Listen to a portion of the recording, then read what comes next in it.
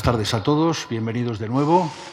Y hoy nos toca la tercera conferencia o charla en este ciclo de conferencias sobre diferentes aspectos de la Catedral de Zamora. La primera fue sobre el cardenal... ¿Más cerca? A ver.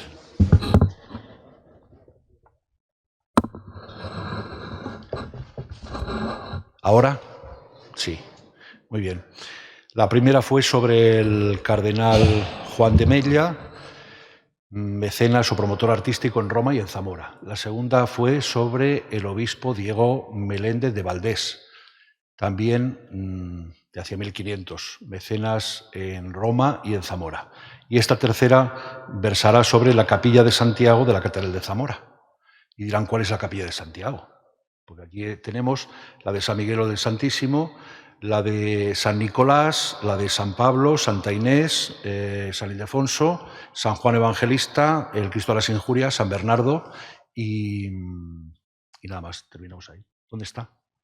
Pues es una capilla que está en el claustro, en el antiguo claustro. De esa vamos a hablar. La vamos a reconocer inmediatamente en las fotografías. Ahí tienen una fotografía de la catedral, pues es una fotografía aérea. Nosotros vamos a hablar de, ven ustedes la torre, pues a la izquierda de la torre hay varias volumetrías, una de ellas, la más alta, ahí está la capilla de Santiago. De esta vamos a hablar hoy.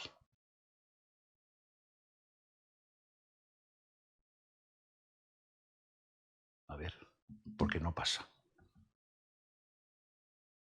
Ahora. Vamos a contextualizar cronológicamente la capilla. Son cosas que ya sabemos, pero no está de más el repasarlas de nuevo. Voy a comenzar hablando del año 900, es decir, comienzo del siglo X. En ese año, el día de Pentecostés, concretamente, San Froilán fue consagrado obispo para León y San Atilano fue consagrado obispo para Zamora. Por tanto, es en ese momento cuando se crea la diócesis de Zamora, en el año 900. Y en ese mismo año se envía a un pastor, el primero de la serie apostólica para Zamora, que es San Atilano. El único que ha habido de nombre Atilano, porque después ha habido una confusión muy grande en época moderna, me refiero al siglo XVI, al XVIII, sobre si había dos Atilanos, porque Atilano y Froilán estuvieron unidos en su tarea apostólica como monjes en esta zona. Y como en León hubo otro obispo que se llamó Froilán, el Froilán II, pues pensaron que el Atilano de Zamora sería compañero de Atilano II, pero no. De Froilán II, no. Por tanto, solamente ha habido un obispo llamado Atilano, entre el 900 y el 922. O sea que fue un pontificado bastante largo. Pero, ¿qué pasó? Que había, ya sabéis que Zamora fue un territorio de frontera, el reino cristiano al norte y Al-Ándalus al sur. Y entonces había racias, avances de los musulmanes, incursiones de los musulmanes. De modo que Zamora fue, la ciudad de Zamora y lo que es la actual provincia de Zamora, fue arrasada en varias ocasiones. Una de ellas en el año 987-988. En ese año se interrumpió la sucesión episcopal, porque Atilano fue el primero, después le siguieron varios obispos y uno de ellos fue Salomón. En el año 988 se interrumpe la sucesión episcopal en tiempos del obispo Salomón. Esto es interesante. ¿Y saben por qué? Porque por donde han entrado, por esa puerta, hay una inscripción y se dice en latín: esta iglesia sucedió en dispendios y en riqueza a la que construyó Salomón, el templo que construyó Salomón. Y siempre hemos pensado que se referiría al templo de Salomón en Jerusalén, pero no, es posible que sea al templo catedralicio de los tiempos de Salomón, en torno al año 988. Así que durante ese tiempo, desde el año 988, ya no hubo obispo en Zamora y desapareció la diócesis de Zamora. Pero he aquí que un hombre llamado Bernardo de Sedirac, que era abad del monasterio de Sahagún, en León, fue requerido, él tenía contactos con el Papa y con el rey, y entonces fue requerido para gobernar la iglesia de Toledo, la iglesia primada de Toledo. ¿Qué hizo? Se trajo a varios jóvenes, la historia es entusiasma.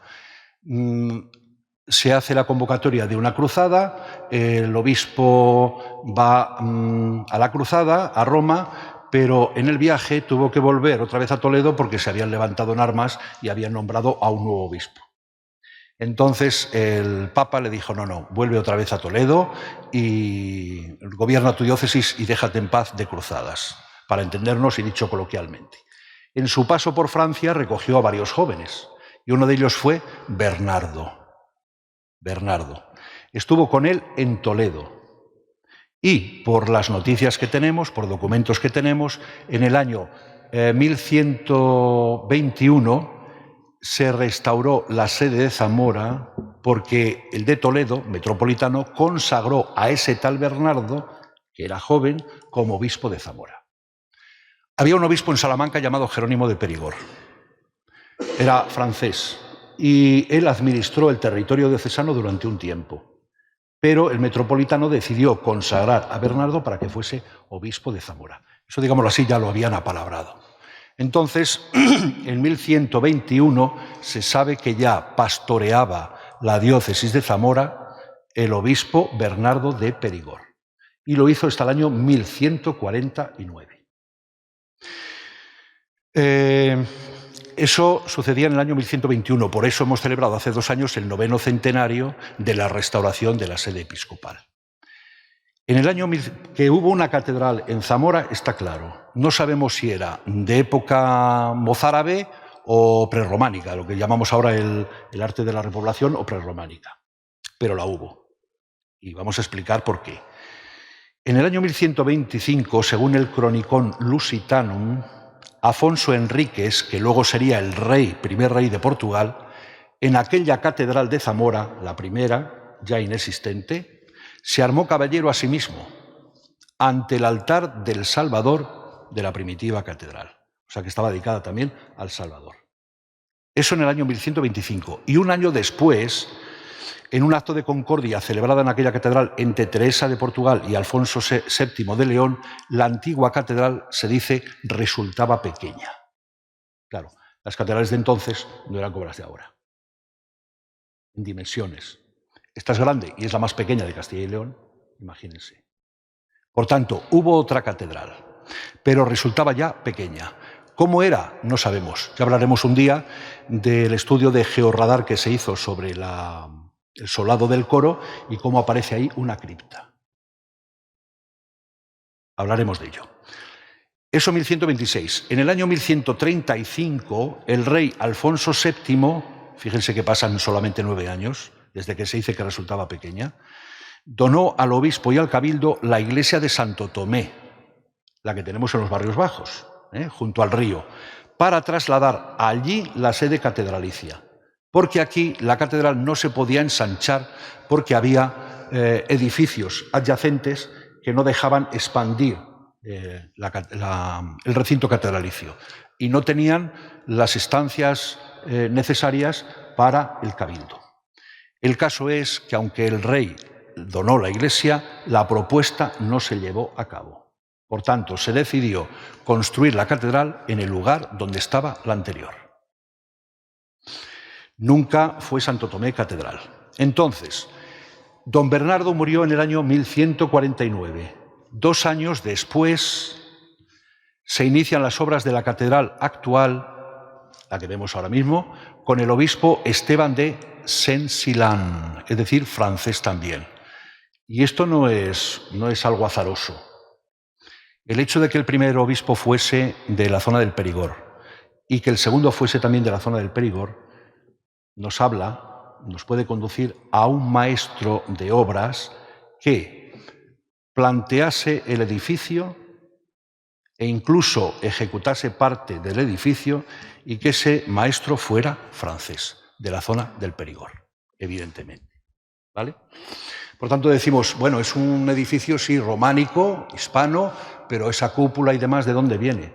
Pues las cúpulas eran, aparte de territorio de cruzadas, como Jerusalén, que hemos hablado ya de ello, la zona de Kiruán, en Túnez, en el norte de África, pues recoge también la tradición, que yo sepa, la iglesia de San Front en Périgueux, se llama que tiene sucesión de cúpulas. Es decir, que allí era ya común el hacer cúpulas. No de este estilo, pero sí.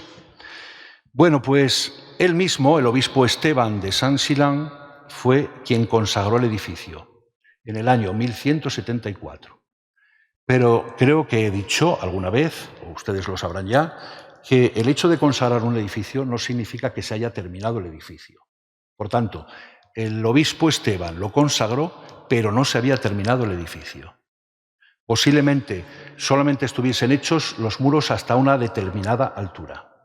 Faltaba la cubrición. Entonces, podemos hablar en ese sentido de diversas campañas constructivas del edificio. La primera campaña sería de 1149 al año 1174. Por tanto, en ese cuarto de siglo se replantearía el edificio y se iría construyendo. Algunos dicen que se iría destruyendo el edificio anterior y se iría construyendo el nuevo, pero eso no consta en ningún documento. La segunda campaña constructiva sería del año 1174 al año 1200. ¿Qué se haría en esa época? Pues se haría la cubrición, deslizar para apagar el equipo. Se haría la cubrición del edificio, es decir, las bóvedas y el cimborrio. Por tanto, todas las bóvedas de las naves, la central, las laterales, el crucero, etcétera, y de las tres capillas del ábside, se harían en esa época. Es decir, la cubrición en el último cuarto del siglo XII. Y de esa época es también el cimborrio, la cúpula. Y, finalmente, del año 1200 en adelante, se construiría la torre y el claustro. Por tanto, ya es de inicios del siglo XIII. Un claustro que ya no lo tenemos, porque se incendió en el año 1591. Por tanto, estamos hablando de un claustro tardo-románico, pero no un claustro clasicista como el que vemos ahora. Porque después del incendio de 1591 se llamó a un conocido arquitecto discípulo de Herrera, Rodrigo Rada, para que hiciese el claustro actual. Es un claustro muy sobrio, de unas líneas pues, propias del clasicismo. No neoclasicismo, que es del XIX, sino del clasicismo.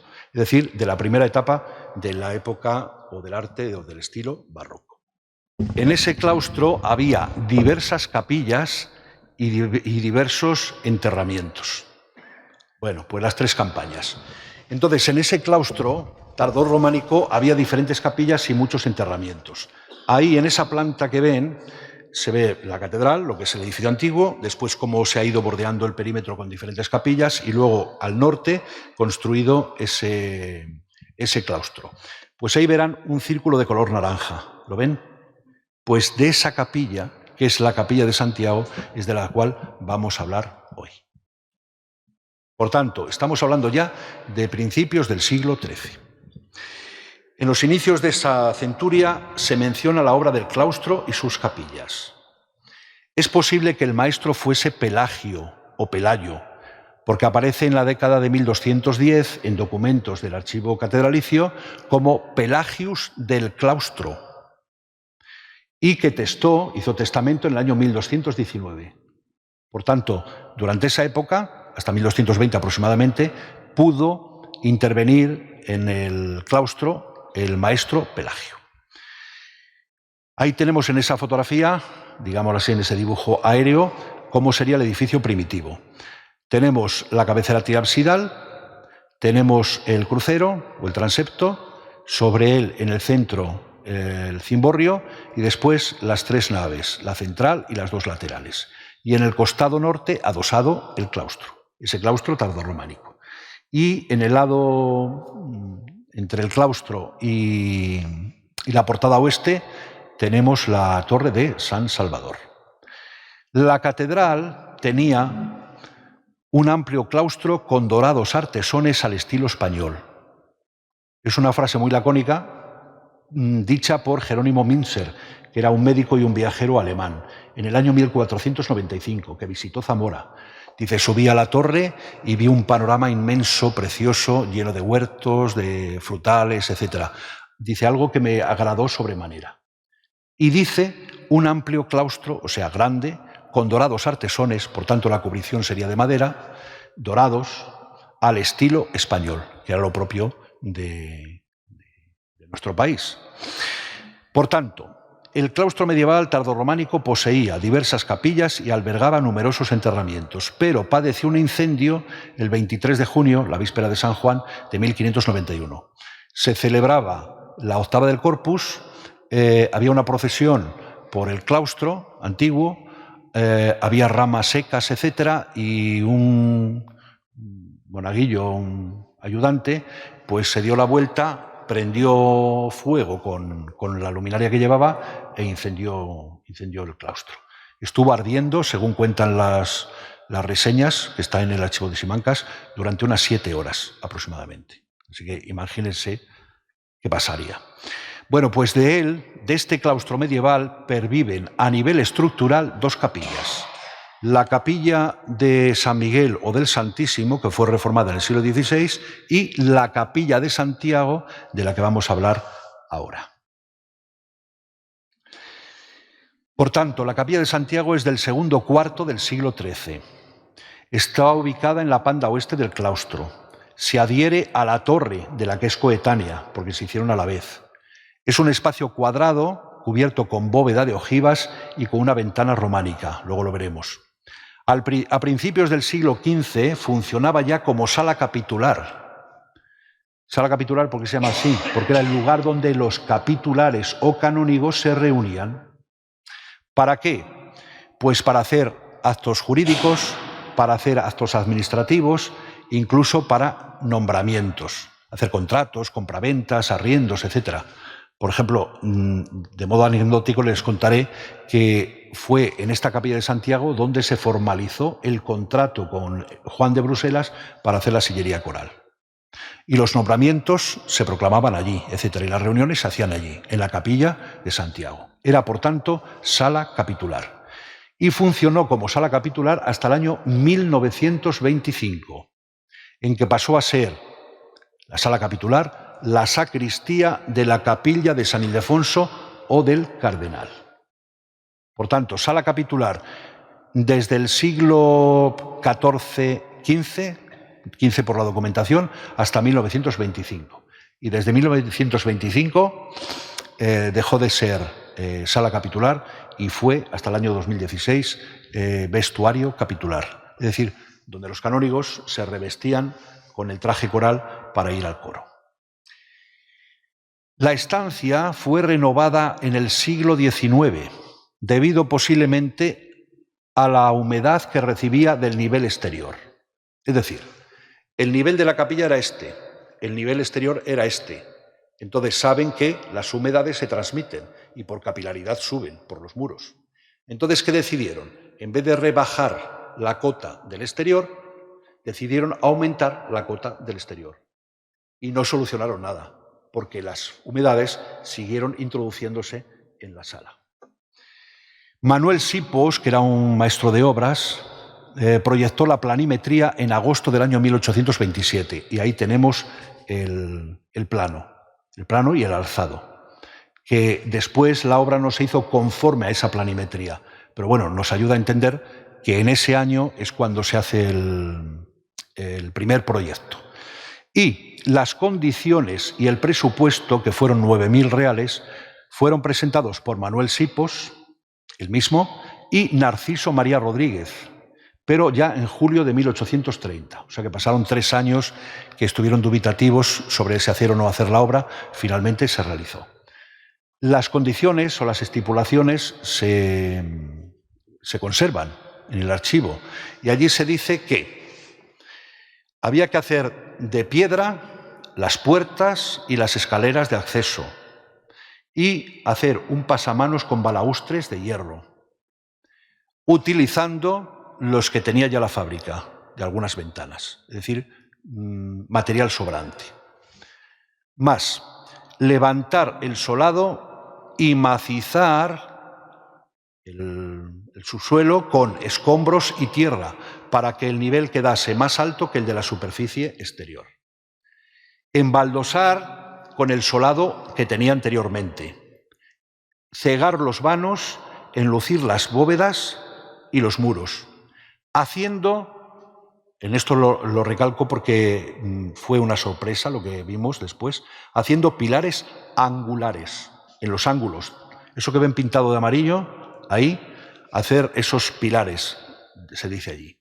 Y macizar el hueco del retablo, porque ahí había un retablo dedicado a Santiago, que era el titular de la capilla.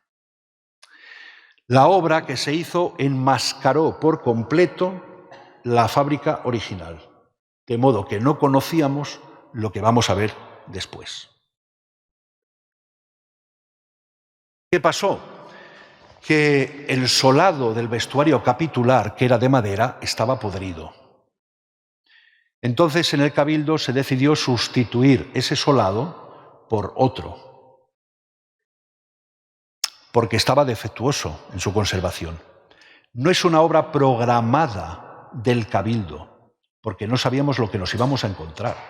Simplemente se trataba de sustituir la madera de la tarima. Pero al retirar los armarios de los capitulares, recordemos que era vestuario, se observaron molduras de cantería, ahí tienen la fotografía, parcialmente doradas, del antiguo nicho donde se hallaba situado el retablo. Claro, esto dio la voz de alarma. Entonces acudimos a la Comisión Territorial de Patrimonio de la Junta de Castilla y León para que pudiésemos actuar en los paramentos, en los muros, en las paredes y también en el subsuelo. Y Patrimonio nos dio permiso. Pues vamos a por ello. ¿Qué hicimos? Las obras consistieron en retirar las escaleras de acceso. Luego lo veremos en fotografías como en las revistas, el antes y el después. Excavar el subsuelo de la estancia y la sala previa a esa estancia. Picar los enlucidos, los revocos. Abrir los cegamientos. Realizar una cámara exterior para la liberación de las humedades y obras de adaptación para ser dedicadas a la de elementos pétreos del Museo Catedralicio, una vez que vimos lo que había aparecido. Estas fueron las obras del año 2014, que duraron hasta el año 2016, que fue cuando se inauguró la Capilla de Santiago como sala del Museo Catedralicio. Las obras de rehabilitación. ¿Y qué descubrimos mientras duraron esas obras? Primero, diversos lucillos sepulcrales, nichos sepulcrales. El nicho o cabaña, si lo llamamos los antiguos, original del retablo de Santiago, del primer tercio del siglo XVI, con pinturas murales en su intrados, obra de Blas de Oña.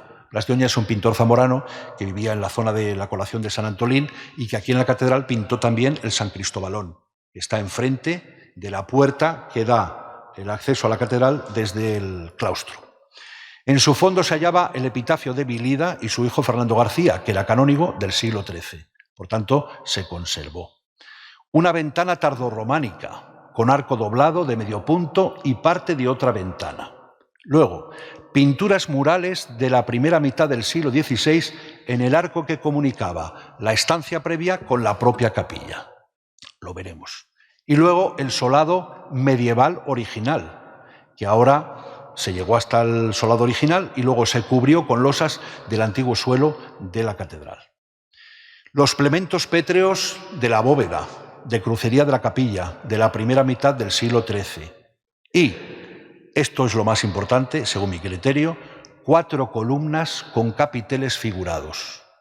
Figurados quiere decir que tienen escenas, que tienen figuras.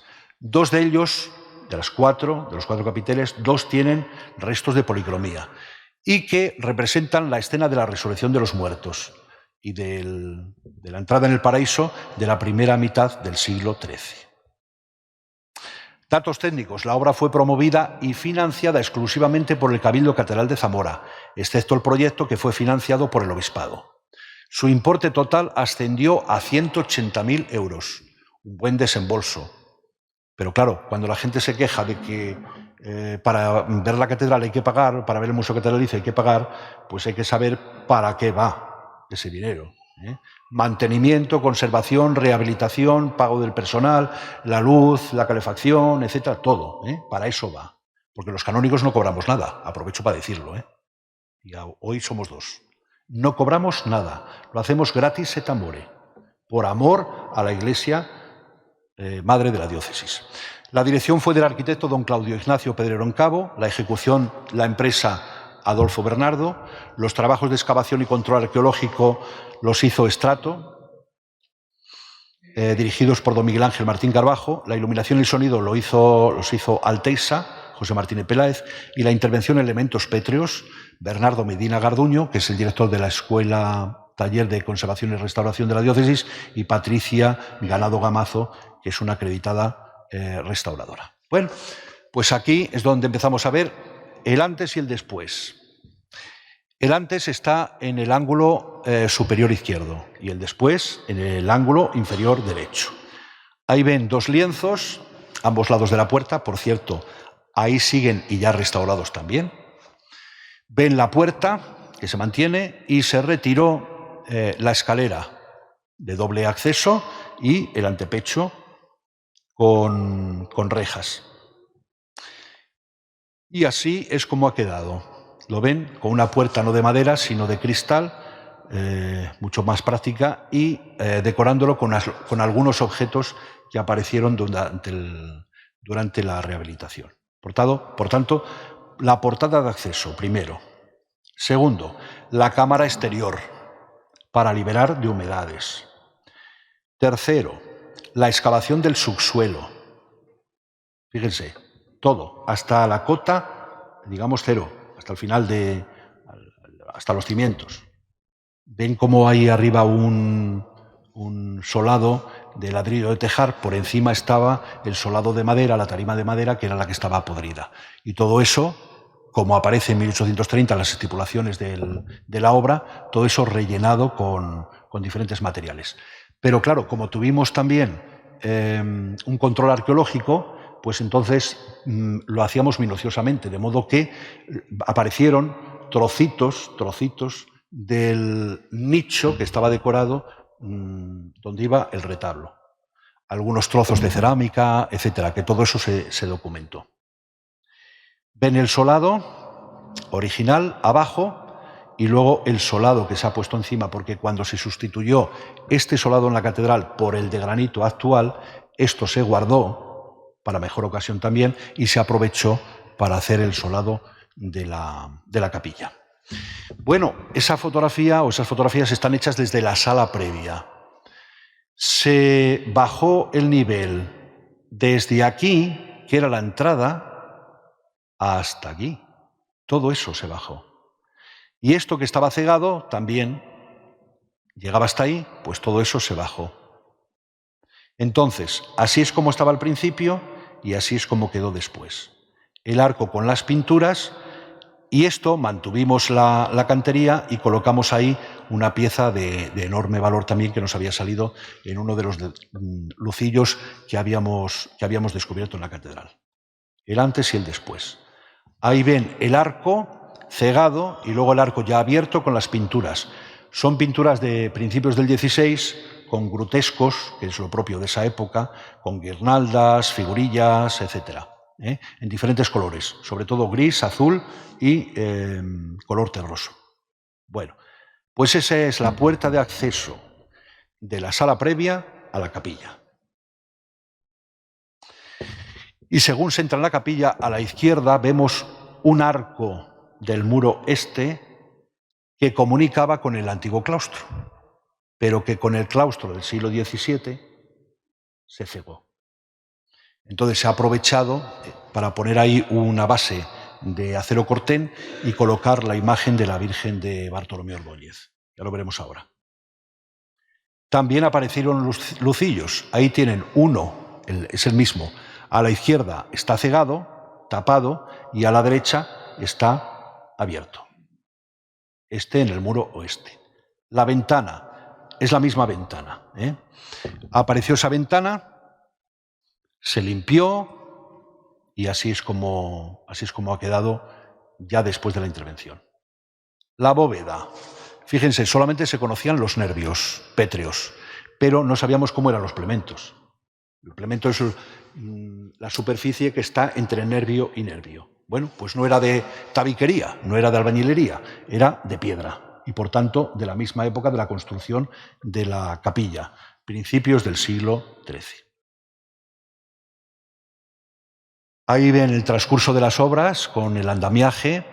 A la izquierda se ve la otra puerta que conectaba con la capilla de Santa Inés y que ahora no se ha cegado, pero se le ha puesto un cristal y se ha acomodado para poner ahí una pieza artística. Y a la izquierda ese nicho que vimos al comienzo, las molduras doradas, que después se descubrió, y hemos colocado allí el retablo del titular de la capilla, que es Santiago. Son los muros este y sur. Ahí tenemos otra fase de las obras, el muro sur y el muro oeste, y después cómo han quedado. El resultado es magnífico.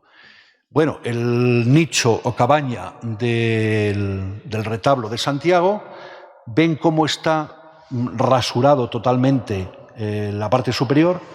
Entonces, todo lo que se encontró en el subsuelo que pertenecía a ese nicho se guardó, se reservó y después se fue colocando como en una especie de puzzle, ¿vale? No está completo, evidentemente, pero esas cosas había que guardarlas, hay que conservar lo más posible.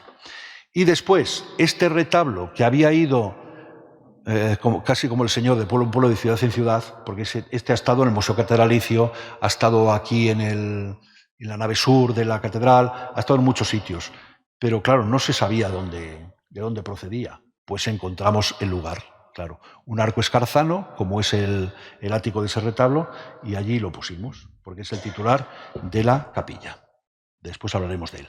Y en el intradós, es decir, en la parte interior del arco y de las jambas, aparecieron pinturas, que son las de Blas de Oña, estas pinturas, ¿vale? Tiene alguna más, que no he traído fotografías, pero vamos, que manejaba, como casi todos los pintores, estampas o grabados de la época, fundamentalmente italianos, y los imita después aquí en esta obra. Ahí tiene el epitafio que dije antes del canónigo y de su madre, que se conserva. Y ahora vamos a hablar de los capiteles, que es lo más interesante, me parece a mí, una opinión subjetiva, pero vamos, creo que puede ser objetiva. Los capiteles, es decir, en los ángulos de la estancia se mandan a hacer, dicen, unos pilares, es decir, se manda a revocar, de modo que lo que se veía no daba pie a pensar que detrás de eso hubiese algo tan importante. Pero claro, al picar los muros y la bóveda, pues vemos que hay se ha hecho como una especie de pilastra de ladrillo. Se empieza a quitar el ladrillo y aparece una columna. Pues cuidado, porque una columna suele tener base y capitel. Pero no, había dos columnas que estaban completas y había otras dos que son no semicolumnas, sino columnas voladas, porque están completas, pero no comienzan en el suelo, comienzan hacia la mitad de su altura. Ahora lo veremos. Entonces, y cuidado porque una columna suele tener un capitel. Entonces, con mucho cuidado, retiraron los ladrillos, picaron el revoco, los ladrillos, y empieza a salirnos estos capiteles figurados. Dos de ellos fue emocionante, dos de ellos sin policromía, que la habían perdido, y dos de ellos con policromía, que es de la misma época. Y, además, resulta que son figurados. ¿Ustedes conocen algún capitel figurado en el interior de la Catedral de Zamora? No hay ni uno, ni uno. Los llamamos almenados porque tienen esa especie de tacos, pero que no son figurativos. Solamente tenemos como escultura monumental en la puerta del obispo San Juan y San Pablo que van caminando y dialogando, y la Virgen María entronizada con el Niño Jesús y dos ángeles turiferarios, que es de lo mejorcito del románico. Vamos, y aquí en Zamora también. Pero está en el exterior. Suponemos que en la portada norte habría también algo semejante, pero no se conserva desde la época en que se hizo la obra después del incendio. Y la portada oeste, que tengo que decirles que eran dobelaje almohadillado, como la portada norte de la iglesia de Santiago del Burgo, lo digo porque se conserva el dobelaje, encastrado en un muro, ya lo habremos dicho algún día, pues no hay tampoco. Entonces, que en el interior de la catedral, de la tercera fase constructiva del siglo XIII, tardorrománicos o protogóticos, como los queramos llamar, nos encontremos 4 capiteles de una tacada, es importante. Y además, los 4 conforman un ciclo sobre la parusía, la resurrección, un ciclo escatológico, que no tienen que ver entre ellos. Por tanto, la importancia de estos 4 capiteles radica en que constituyen un ciclo iconográfico y figurativo de época medieval. Segundo, que amplían la escasa presencia de escultura monumental en la catedral. Y tercero, que son el contrapunto a la sobriedad decorativa del edificio donde nos encontramos. Por tanto, si queremos ver escultura monumental, capiteles, nos vamos a la Capilla de Santiago. Representan escenas de la parusía, es un tema escatológico, ángeles trompeteros llamando al juicio, representa también la resurrección de los muertos y también el libro de la vida. Y ahora, antes de pasar a ver los capiteles, vamos a mantener un poco de tensión, de suspense. Pues tengo que decir, y está publicado, ya después les daré la referencia, que hay una posible influencia, digo posible o probable, segura no, pero es una hipótesis que he lanzado ya, de la secuencia medieval del Dies Irae. El Dies Irae, es una secuencia atribuida a Tomás de Celano, en el siglo XIII, que difundieron por toda Europa los franciscanos. Interesante porque no sabemos cuándo llegaron los franciscanos a Zamora, pero sí sabemos que estaban establecidos en 1247. Con lo cual es posible que llevasen aquí unos 10, 15 años antes. Entonces en el año 1230, cuando se estaba construyendo la capilla. Fueron los franciscanos, por tanto, los que, difundiendo esa secuencia, promovieron que se representase ese tema en la Capilla de Santiago. Bueno, es una hipótesis.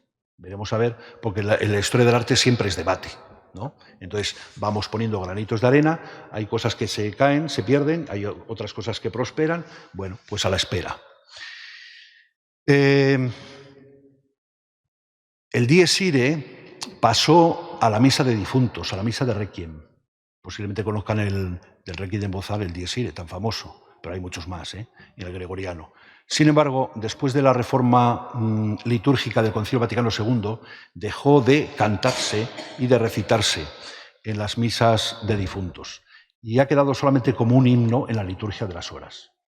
Pero es que es un himno tremendo, que habla del día de la ira de Dios, que vendrá como juez implacable, etc. Eso, bueno,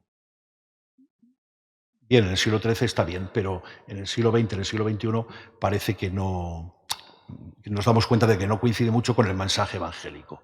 Por tanto, no se canta, a no ser en conciertos y demás, pero en la liturgia no. Bueno, pues recojo ahí las estrofas tercera, cuarta, quinta y sexta, que dicen, la tercera: esparcirá la trompeta su admirable sonido por los sepulcros de las naciones, convocando a todos los hombres ante el trono. O sea, los ángeles con las trompetas, los sepulcros y la resurrección. Salen todos del sepulcro. Muerte y naturaleza quedarán estupefactas cuando resuciten las criaturas para responder ante el juez. La quinta, se mostrará el libro escrito en que todo se contiene y a partir del cual se juzgará al mundo. Nos habla de un libro. Y la sexta, cuando el juez se siente, evidentemente para juzgar, lo oculto se mostrará y nada quedará impune. Vean que, bueno, es bastante duro el texto, pero vamos a ver cómo queda reflejado plásticamente en los capiteles. Ahí tenemos el primero. Un ángel trompetero que está haciendo sonar la trompeta para que los hombres y las mujeres acudan al juicio. Primer capitel. Segundo capitel. Un ángel trompetero, ven que lleva la boquilla en la boca, valga la redundancia, que hace sonar la trompeta para que todos resuciten de sus sepulcros. Interesante. Por tanto, ángel trompetero llamando a la resurrección y ángel trompetero llamando al juicio. Son los dos capiteles que no tienen policromía. Ahora los otros dos. Este también debía de tener trompeta, porque se ve que la boquilla le falta, ¿no? En su boca le falta, y le falta también en la zona medial, digámoslo así, de la cesta del capitel, y que tiene la forma de una trompeta. Y está ayudando a los difuntos a despertar del sueño de la muerte, ¿vale? Interesante, porque aquí veo a una señora, en primer término, que está como tapando la mano porque está bostezando, ¿no? Está despertando, ¿vale? Son elementos muy graciosos. Y después, el último, este sí que es interesante. Vemos de nuevo al ángel trompetero, pero vemos ahí a la derecha, dos niveles de personajes que están ahí, tienen, para fijarnos bien, una corona dorada, que según el libro del Apocalipsis hará alusión a que van a participar de la vida divina por toda la eternidad, ¿no? Digamos como santos, como los nimbos de los santos, para entendernos. Y después llevan en sus manos unos pergaminos, ¿vale? Hay en esos pergaminos que llevan escritos los actos de su vida. Y el ángel va a hacer que contrasten lo que dicen esos libros sobre los actos de su vida con el libro de la vida del cual habla el Apocalipsis. De modo que, si los actos de la vida coinciden con lo que estaba escrito ya, pueden pasar al cielo, no hay problema, ya llevan la corona. ¿La ven? Bien. Pero en caso de que alguno no coincida lo que hizo con lo que tenía escrito en el libro de la vida, le va a costar trabajo. Dice Jesús en el Evangelio: esforzaos en entrar por la puerta estrecha, porque amplio es el camino que lleva a la perdición, pero estrecho es el camino que lleva a la vida. ¿Qué tenemos en el piso superior? A uno que está empujando a otro para que entre en el reino de los cielos. Así que no sin ayuda de otro va a poder entrar, porque se ve que hay alguna dificultad. No coincide todo respecto al libro de la vida. Es una cosa, bueno, impresionante, excepcional, ¿vale? Bueno, pues esto ya está publicado. Después, vamos allá. Quedó, una vez hechas las obras de rehabilitación, como una sala de objetos pétreos para el Museo Catedralicio. Y entonces, en la sala previa, ¿qué se expusieron? Pues objetos que están descontextualizados, es decir, algunos objetos que se han encontrado, que teníamos ahí reservados, pero no sabemos de dónde proceden. Salvo otros, bueno, por ejemplo, ahí vemos un remate de la crestería del exterior de la cabecera, una lápida sepulcral de don Rafael Manso, bueno, eso sí se conocía. Pero, atentos, el retablo del Santo Cristo y el retablo de la Virgen de la Majestad tenían una grada, que interfería en la marcha al final o a la entrada de las procesiones desde la sacristía para la celebración aquí en la Capilla Mayor. Entonces, pedimos permiso a la Comisión Territorial de Patrimonio y con ciertas reservas, finalmente accedieron. La sorpresa fue que cuando quitamos la grada de un sitio y de otro, al darle la vuelta, nos encontramos con esas esculturas. ¿A qué pertenecen esas esculturas? Pues creemos que pertenecerían a los sepulcros que había en las capillas triabsidales de la cabecera de la catedral. Porque se habla de sepulcros importantes, muy importantes. Y aquí tenemos obras de mármol y de alabastro que son geniales. Este trocito es lamentable porque, a ver, la sensibilidad que tiene el hombre de hoy sobre los objetos artísticos no es la misma que tenían nuestros antepasados, los cuales solamente veían en el arte función, algo bello pero funcional. Nosotros, aparte de lo funcional, vemos algo bello que hay que conservar como testimonio del pasado, etc. Entonces, estas cosas las recogimos para una mejor ocasión. Y qué mejor ocasión que en la estancia previa hacer ahí un panal y colocar los objetos que teníamos guardados. Ese que ven ustedes ahí es un fragmento de un sepulcro mural de alabastro del siglo XV que representa la Epifanía. Aquí ahí tendríamos a San José, la Virgen con el Niño, el primer mago, el segundo, el tercero y los acompañantes. Está parcialmente policromado. Aquí tenemos algo que parece ser como una anunciación. Tenemos vegetales, los cardos, esos preciosos del gótico, además policromados. Bueno, pues esos objetos que no están completos, que están fragmentados, hay que conservarlos y se muestran ahí, en esa sala previa. Después entramos en la capilla. Ahí vemos ya una columna con un capitel que está policromado. ¿Lo ven? A la izquierda, del todo. Después, el arco que comunicaba con el claustro. Allí es donde se puso la Virgen con el Niño San Juanito de Bartolomé Ordóñez, de hace 1520, que ahora mismo está en el Museo del Prado, en una exposición titulada Otro Renacimiento, y que dentro de pocos días viajará al Museo Nacional de Capodimonte de Nápoles.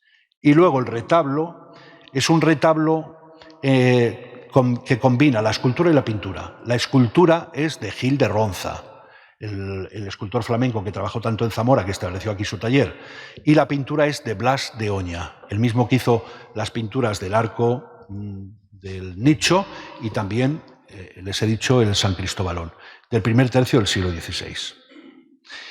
Después, en el muro frontero a la entrada, nos encontramos con la otra entrada, el otro acceso al vestuario capitular en tiempos, desde la capilla de Santa Inés. Y ahí hemos colocado 5 grupos escultóricos que aparecieron en el año 2001 detrás de los revocos de la capilla de San Juan Evangelista, con motivo de la exposición de las edades del hombre. Allí aparecieron, a la izquierda, San Juan Bautista, después San Marcos, en el centro una Anunciación de la Virgen, Espiera arenisca todo, después un San Lucas y finalmente un Salvador, que es la obra más discreta en calidad. Yo he pensado que es del mismo maestro que hizo, vamos, se ve clarísimo, que hizo el sepulcro del Doctor Grado, del cual hablaremos ya algún día, y que ha atribuido a Juan de Badajoz el Viejo, por tanto, un escultor que vino de León. Hacia el año 1500, porque el Doctor Grado falleció en 1507, y él dice que ya tenía, cuando hizo el testamento, que tenía construido su sepulcro, así que en torno al año 1500, más menos. Procede, por tanto, de la capilla de San Juan Evangelista. Otro muro, ahí vemos 2 arcosolios, 2 nichos y un óculo. En el centro está la Anunciación, el arcángel Gabriel y María, embarazada. Y a la izquierda está Cristo en majestad, entronizado. Las 3 piezas han estado ya en las edades del hombre y con ese motivo han sido restauradas por los restauradores de la Fundación. Son de la segunda mitad del siglo XIV y proceden de la capilla de San Bernardo, la capilla del Cristo de las Injurias. En la portada había una imposición de la casulla de San Ildefonso, a un lado y a otro el arcángel y la Virgen, y encima de ese relieve que les he dicho, de San Ildefonso, el Pantocrátor. Estaban puestos ahí, pero no pertenecían a esa capilla. Entonces, ¿qué hemos hecho? Hemos dejado la lactación de San Bernardo allí y las otras las llevamos para el museo. Y después, el último muro, a la derecha vemos la puerta de entrada y en el último muro aparece otro nicho más y lo que era la puerta, que se ha aprovechado para colocar esa pieza. Vamos a hablar de esas dos piezas y con ello terminamos. La primera es un ángel. Las dos obras son de piedra del siglo XIV y que apareció en el interior del primer lucillo que abrimos, que fue el de Lope Rodríguez de Olivares. Y luego Cristo sentado en majestad, semidesnudo, es decir, con el pecho descubierto para mostrar la llaga de la pasión del costado, las manos levantadas, es decir, que está intercediendo ante el Padre por todos los hombres, acompañado por ángeles, solamente se ve uno, que lo están coronando como rey, como Kyrios. Aparece también ahí una cruz, con lo cual abajo había ángeles portadores de los Arma Christi, es decir, de los instrumentos de la pasión, y a un lado aparecen 6 apóstoles. Se conocen perfectamente aquí a San Pedro el primero, por el pelo rizado. Está ahí también Santiago, Juan, Imberbe, etc. Bueno, ese apareció en el lecho sepulcral del chantre don Juan del Busto. Pero, mi teoría es que posiblemente perteneció al sepulcro del obispo don Suero Pérez de Velasco. Porque en San Ildefonso tenemos ese antipendio de altar con el ciclo de la vida de San Ildefonso. Si San Ildefonso, la reliquia, se descubre en el año 1260, no puede ser anterior. Por tanto, esa pieza sería de 1260 a 1300, digamos, en esos 40 años estaría hecho. Y el obispo don Suero Pérez habla de un magnífico sepulcro que se construyó en el ábside de San Nicolás, es decir, en esta zona. Y en esa zona se encuentra el sepulcro que se hizo en 1620. Por tanto, en esa época fue cuando un obispo dio dinero para cegar todos los nichos sepulcrales. Entonces, al quitar el sepulcro del obispo don Suero, pues, ¿qué hicieron con esto? Fragmentarlo, darle la vuelta y hacer un nuevo epitafio para el chantre don Juan del Busto. De modo que en esa puerta, por un lado vemos el epitafio de 1620 y por el otro lado vemos lo que se ve en esta fotografía. Por tanto, yo creo que queda claro que puede haber formado parte del sepulcro del obispo don Suero. Y con esto ya terminamos. Ahora, si quieren con los móviles bueno, hay 2 flameros, esa es la entrada, pone Capilla de Santiago y aseos. Esos están hechos como hacen en Salamanca las pintadas de los vítores, con plantillas, con témpera, de modo que se puede disolver en cualquier momento con agua, y no se afecta así para nada a la piedra. Y esta es la bibliografía. Si ustedes quieren leer algo sobre la Capilla de Santiago, tienen en el anuario del Instituto de Estudios Zamoranos Floriano del Campo del año 2018, de la página 487 a la 503, ese artículo, los capiteles de la Capilla de Santiago de la Catedral de Zamora. Y con eso hemos terminado por hoy.